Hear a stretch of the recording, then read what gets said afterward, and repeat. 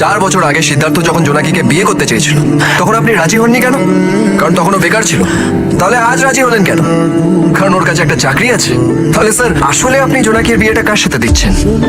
সিদ্ধার্থর সাথে, ওর চাকরির সাথে। জীবনে ভালো থাকতে গেলে, সুখী হতে গেলে একটা চাকরির দরকার হয়। আমি সিদ্ধার্থের সাথে আমার মেয়ে বিয়ে দিতে চাইছি কারণ ও একটা ভালো চাকরি করে। ও আমার মেয়েকে ভালো রাখতে পারবে, সুখী রাখতে পারবে। না, আপনি আপনার মেয়েকে সুখে দেখতে চান না। আপনি চান আপনার মেয়ে যেন আরামে থাকুক। আমরা যদি সত্যি কাউকে ভালোবাসি তাহলে তার সাথে বাসে বসে যেতেও আমাদের কোনো অসুবিধা হয় না। কিন্তু যদি না ভালোবাসি তাহলে মার্সিডিজ বেঞ্জে বসেও আমরা আনন্দ পাই না। বেঁচে থাকার জন্য খুশি থাকা খুব জরুরি স্যার। টাকার অঙ্কে যদি সুখ মাপা যেত তাহলে আমার বাবা মা 25,000 টাকা কামিয়ে সুখী থাকতে পারতো না স্যার। আপনি তো মাসে 1 লাখ টাকা কামান, তাহলে আপনাদের দুজনের মধ্যে এত দূরত্ব কেন? 25 বছর পরও না যদি আপনার সাথে কোনো কথা বলতে হয় তাহলে আপনাকে না বলে টিভির সাথে বলে কেন?